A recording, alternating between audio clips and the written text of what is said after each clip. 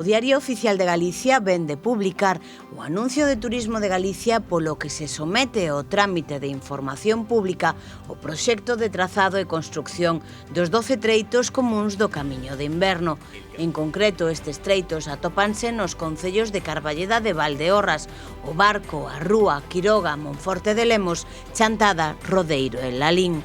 A publicación desta resolución implica que as persoas que así o desexen poderán formular alegacións relativas á actuación, así como solicitar a revisión de posibles erros da relación de bens, dereitos e persoas propietarias afectadas polo proxecto.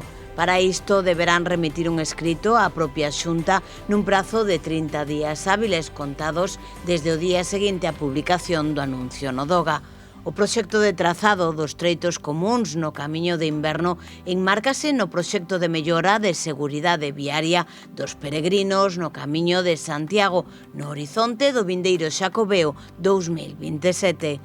Estas actuacións realizaránse en máis de 150 kilómetros dos 9 camiños de Santiago para afastar os peregrinos das zonas perigosas de circulación e conta cun investimento de ata 40 millóns de euros. Durante un percorrido de algo máis de 200 kilómetros, o Camiño de Inverno atravesa as 4 provincias galegas e históricas comarcas plenas de personalidade e atractivos, como a de Valdeorras, Ribeira Sacra ou Deza. O Camiño de Inverno é a entrada natural a Galicia desde a Meseta, un acceso xa usado polos romanos.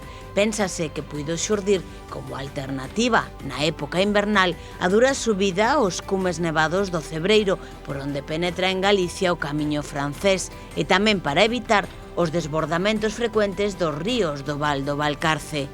Arrinca desde Ponferrada, antesala das terras galegas, na comarca leonesa do Bierzo.